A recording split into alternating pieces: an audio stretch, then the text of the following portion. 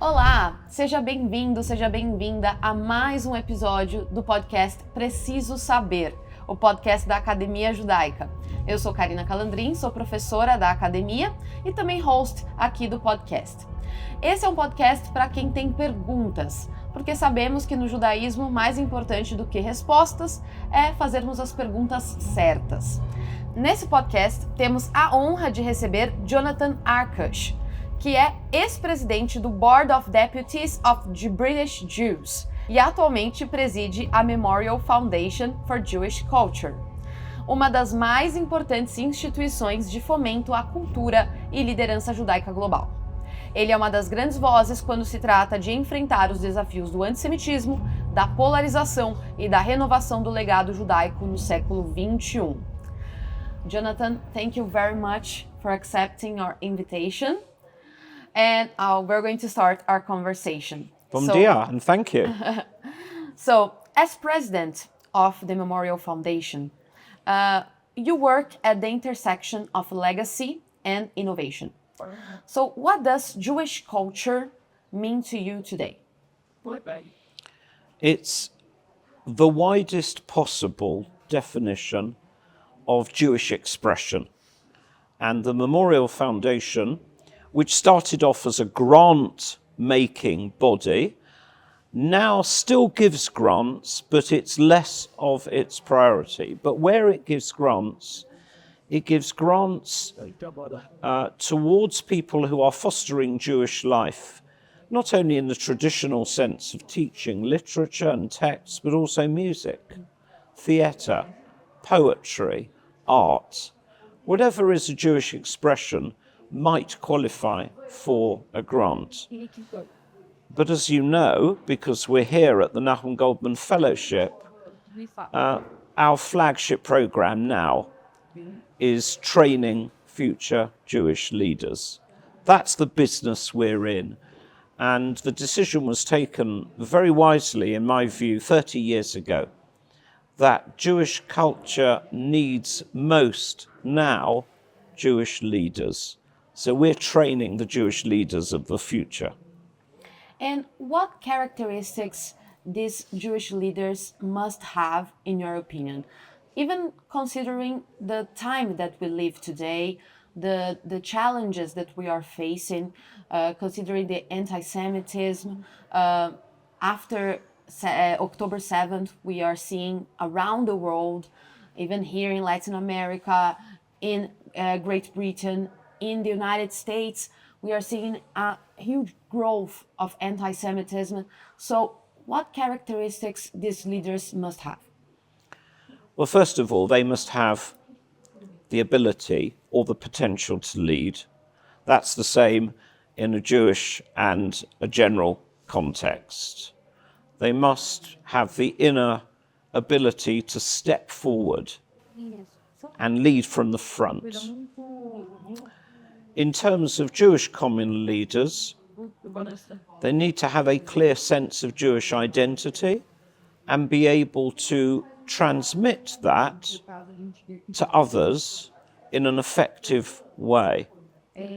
That also includes, to me, having a sense of Jewish ethics, of Jewish instincts. That in turn means probably some familiarity with Jewish texts. They must be aware of the cross-currents of Jewish life, which includes standing up to attacks on Jewish life. They must be resilient, because Jewish leaders today are mainly volunteers.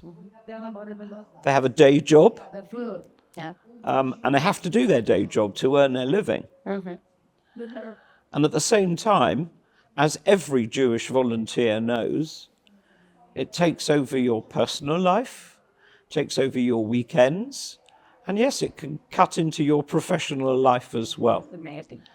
So you've got to be fairly clear-minded and be able to set yourself priorities. And no one says it's easy. Of course. But that's exactly why we're in this business of creating new Jewish leaders. The people who come to the Nachum Goldman Fellowship, some of them are already established leaders, and some of them we assess as having the potential of leaders. And we try to teach them these qualities, which is why there's quite a strong emphasis during the week on Jewish texts taught by a remarkable faculty who have the ability to impart knowledge and inspire. And then there's the interaction between young Jewish leaders and the faculty and each other that goes on all week.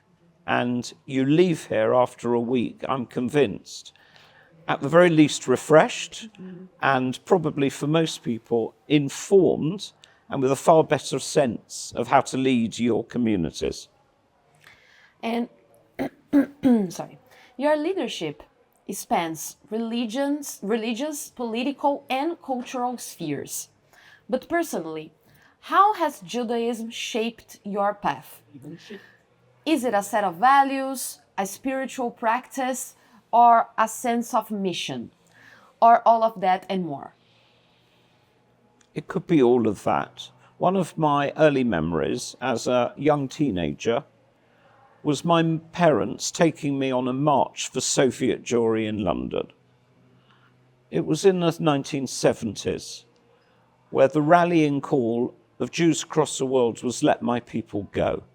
This was a real story of oppression of Jewish people because they wanted to be Jewish and they wanted to live in the Jewish land. And it fired my teenage years, and I think that's what probably energized me. And from then, I was committed to Jewish values, which were imparted to me by my parents. I grew up in a modern Orthodox household, reasonably traditional, very typically English. And I decided, to my parents' surprise, to take myself to a yeshiva after high school and before university, where I wanted to get a more solid foundation.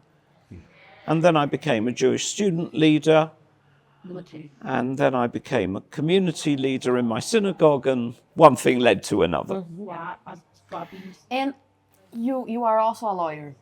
Yes. And you work as a judge right now. Now I'm working mainly as a judge and a mediator, yes. And how do you connect the two areas, your professional area, your professional life as a lawyer, as a judge, as a mediator, and your also professional life as in your Jewish community work?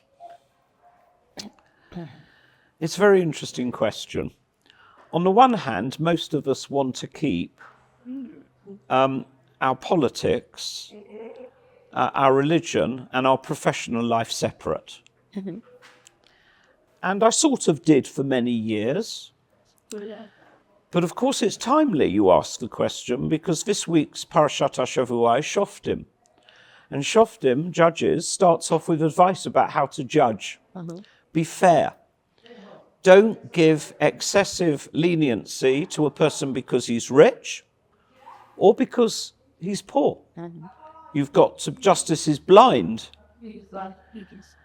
And that informed my sense of how to be a lawyer and a judge, to be impartial, to judge everyone without biases because of their colour, their race, their religion, or anything else. I'm fortunate in that I come from a legal system which is not corrupt, has a very high standard of judicial fairness. People come to British courts from all over the world for precisely that reason. But I didn't really get involved in mixing my Jewish life. Occasionally I had to. If I had a case on a Friday afternoon in the winter, when Shabbat in London comes in at 3:30 in the afternoon, I would have to approach a judge and say, please, judge, can we start early and finish early so I can finish for the Jewish Sabbath? I never had any problem with any judge, even judges who didn't know Jews and never been asked the question before. when I became the president of Britain's Jewish community, and because of the high-profile nature of the job, I was on the media a lot, partly because of the campaign against Jeremy Corbyn, who could have become British Prime Minister. And judges started recognising me. And it was the beginning of what we now have become too familiar with, which is a lot of anti-Semitism. And I had a lot of people, senior lawyers and even judges, stopping me in the legal part of London and saying to me, what's our future here? I was quite shocked. Mm-hmm. Senior judges who I felt had a strong position embedded in British society, more influential places than I mixed in, were nervous about their future. So to that extent, I was forced into a certain linkage between the two. But it didn't harm my career at any way. And I should also say that although nowadays, if you go before a judge, it's quite possible, I've come to realize, the litigants have Googled you in advance. Occasionally the lawyers make reference, but I've never had any problem. Of course, I deal with many, many cases where the litigants are Muslims. Mm-hmm. They've never had any problem with me, and I've never had any problem with them. And we had a lot of differences. We are experiencing a lot of differences in the international arena right now. For example, in the last 10 years, we have seen Brexit, for example. We have seen different wars happening. And, of course, last but not least, October 7th. Mm-hmm. And all of these events are affecting our lives in different ways. Mm-hmm. I would like to hear from you how the British Jewish community are dealing with these international challenges, especially October 7th. How this event is being faced, how the community is facing this challenge, and what is the difference between before October 7th and after October 7th? I suspect we're not that much different from most Jewish communities in the West. I think we're more fortunate than places like France or Belgium, which are our close neighbours. We may have left the EU, but we're still part of Europe. Mm-hmm. That's important. Yeah. We have many Muslims in Britain, but most of them come from a Pakistani origin decades ago. We don't have that many North African Muslims who tend to be more engaged in Middle East politics, and I'm sorry to say sometimes more violent than the French and Belgian Jews have to experience. Having said that, I would say that we have seen the rise in anti-Semitic attacks in Britain, as we have across Europe, across the United States, Canada, Australia, New Zealand. And it has made the Jewish community much more fearful.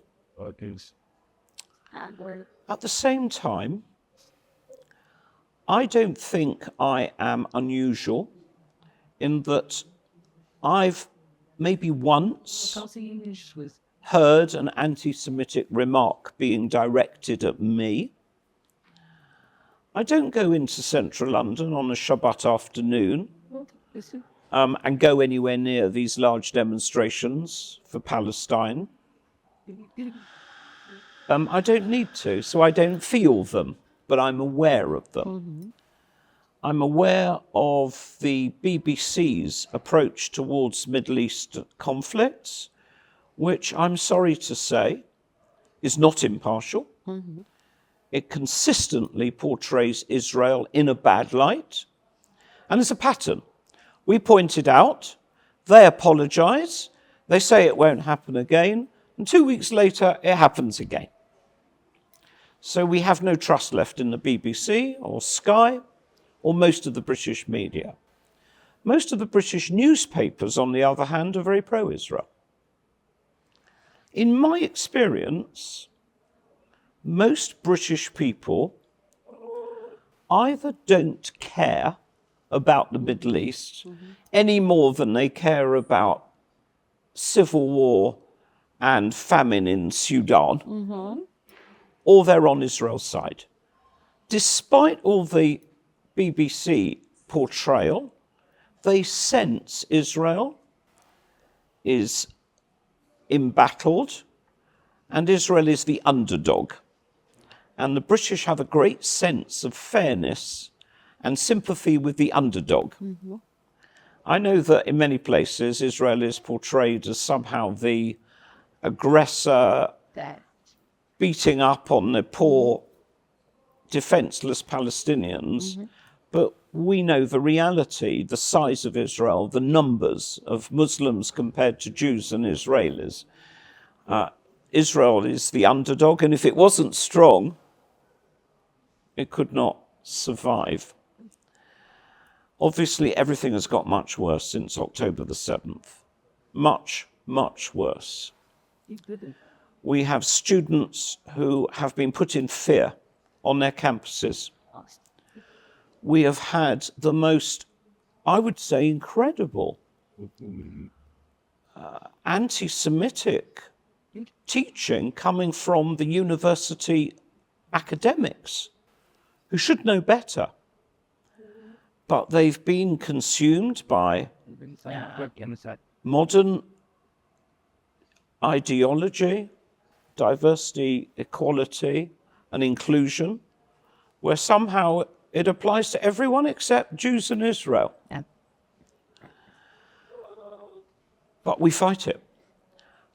Britain's Jewish community is exceptional for its strong central institutions. The Board of Deputies is one. Our media presence is enormous. We make up just 0.5% of the British population. But most British people think there must be 1 to 5 million Jews because we are seen everywhere. We punch above our weight. In fact, there's only 330,000 of us, at most. So we equip the students with resources. We have a union of Jewish students, which is very upfront, active, and unafraid on campuses. And I'm pleased to say that just as in some other places like the United States, a certain reaction is now kicking in, and there's a backlash against the anti-Semitism. We have governments taking action. They've toughened the laws on demonstrations. They have outlawed support for terrorist organizations. If you carry a banner now in a British public street expressing support for Hezbollah, you will probably be charged with a criminal offence. If you sit on a war memorial, or you wear a mask, or you carry a flare, you will probably be arrested for a criminal offence. We have reached understandings with the police and with the government that we need tougher laws. So our community has demonstrated that it has resolve, and more than that, it has teeth. And we're fighting back. And we defeated the attempt by Jeremy Corbyn to enter number 10 Downing Street. And I'm confident that we will continue to fight effectively against anti-Semitism, despite our tiny numbers. We won't win every battle, but I believe we have the confidence of most, if not all, members of the Jewish community that we are fighting their corner. Will things get worse? Maybe. I used to be extremely confident about the Jewish future in Great Britain. I'm still confident, but I'm less confident. I hope we'll see peace restored between Israel and its neighbours, because to me that is the most important thing, not only for Israel, not only for the Palestinians, but also because it will calm this febrile, destabilizing effect which the terrible war in Gaza, and I say that without criticizing Israel, we know whose fault it is. Hamas started it on October the 7th, and I sometimes find myself shouting at the television when it shows bombing in Gaza, and I shout, don't start wars. If you start wars, you shouldn't be surprised if they come and hit you in the bottom, if you'll excuse my blunt language. Britain fought a Second World War against the Nazis. We bombed German cities. We killed, the Allies killed huge numbers, somewhere between 1 and 3 million German civilians, purely because they were German. We seem to have forgotten all that in Britain today, and all too often in Britain and across the world, war is treated as a war crime. This is a problem that we have to combat not only in Britain, but I'm sure all over the world, including, I imagine, in Brazil. You said about the anti-Semitism in academia, in universities. I'm also a university professor, and I totally agree with what you said, because even here in Brazil, the situation is really hard in universities. The anti-Semitism is growing a lot. And thinking about your experience dealing with anti-Semitism, what can you tell us? And our podcast is called PRECISO SABER, that in English is I Need to Know. So I would like to ask you, what do we need to know about combating anti-Semitism, and what can you teach us for us to get stronger dealing not only in academia, I'm just giving an example of what you said, that I agree.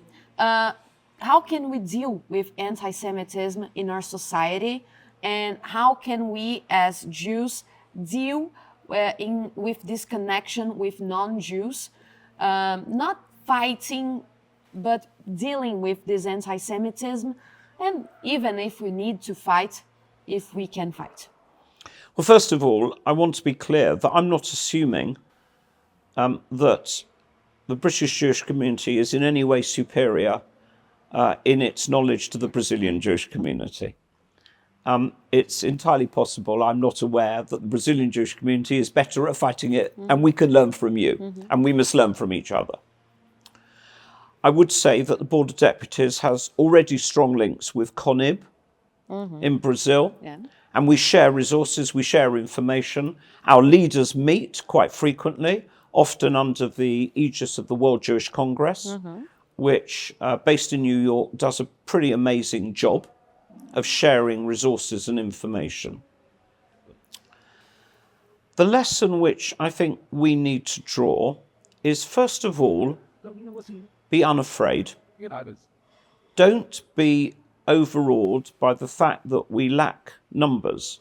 We may lack numbers, but we don't lack resources of advocacy, of being articulate, and of being courageous in standing up for what is right. I think you should always stand up for what is right, whether you're talking about anti-Semitism or any other form of racism or any other form of injustice. We Jews have always done it. Let's continue to do it. Secondly, I believe we should turn up the volume of Jewish life. So, for example, next year, the Board of Deputies in London has announced that we're going to have a year of Jewish culture, British Jewish culture. What is that message is that sending? We are saying to the British public, we are Jews, we are proud, and we're unafraid to be Jewish and to express it. In my experience, non-Jews respect Jews who respect themselves. And they don't respect Jews who have no respect for their Jewishness and try to hide it. Of course, there will be some quarters of society that whatever we say and whatever we do and however we do it, they will be prejudiced. I want to believe that the majority of our non-Jewish fellow citizens, whether in Brazil or whether in the United Kingdom, are essentially decent human beings. And they're fair-minded. And we have to obviously foster the best possible relations and understanding with them.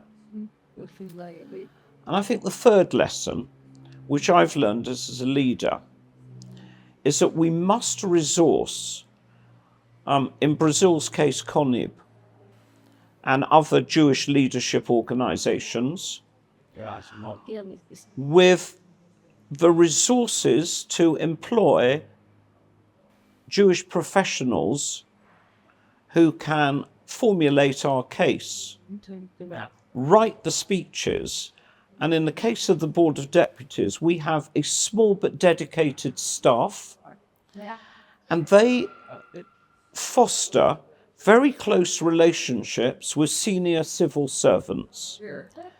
In the British system, civil servants are permanent. They don't change with governments. They are the people who influence government ministers. We have to gain their understanding. I always used to say, we'll never win on the numbers, but we win on the strength of our arguments. So, for example, if we have persuaded by the strength of our arguments the civil servants of the importance of protecting and defending Shechita and Brit Milah, then they're the people who write the policy papers for government ministers. Similarly, the Middle East, which we have less prospects of success because we have so many people against us and their arguments are drawn from so many sources. But we have to continue to put Israel's case effectively, with pride and fearlessly. And we'll lose some battles and we'll win some battles, but we must be unafraid. And finally, I would like to recommend a book for our audience. Oh, I need notice of that question. Yes. I'll recommend two things. And I'm sorry to say they're both about anti-Semitism. No problem. The first is an extremely thin book, which will take most readers perhaps an hour and a half to read. And it's by a British Jewish comedian called David Baddiel. Oh, I have read. And it's called Jews Don't Count. It's excellent. Excellent. And he's not, in fact, a particular friend of Israel. He's not really a Zionist, but he wrote a very effective book. And the other book, or writings, is by someone who works professionally for the Jewish community called Dave Rich. And he is a senior member of our Community Security Trust, which is a world leader in protecting and defending the Jewish community physically, but also with intelligence.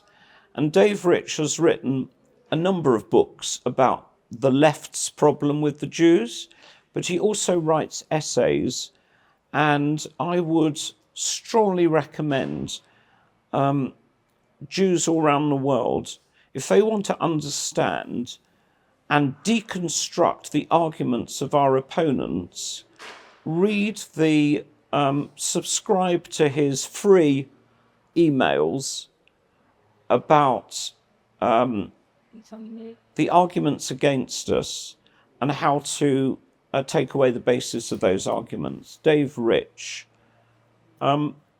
If you give me a bit more notice, I might think of the book which actually proclaims Jewish fearlessness and pride, but probably your listeners have their own ideas about that. And I imagine there are probably Brazilian Jewish commentators who will particularly appeal to the hearts of your Brazilian Jewish listeners. Thank you so much, Jonathan. Thank you so much for your generosity, for this rich conversation that we had. and your vision on culture, on leadership. It was really, really great. Thank you so much. Thank you so much for having me. And let us always remember, Am Yisrael Chai. Excellent. E muito obrigada a você que acompanhou até aqui a nossa conversa. Continue acompanhando a Academia Judaica nas redes sociais. Nós estamos sempre divulgando novos cursos, novos materiais e o nosso podcast que vai ao ar toda quarta-feira, a cada 15 dias. E eu sou Karina, até a próxima. JCast.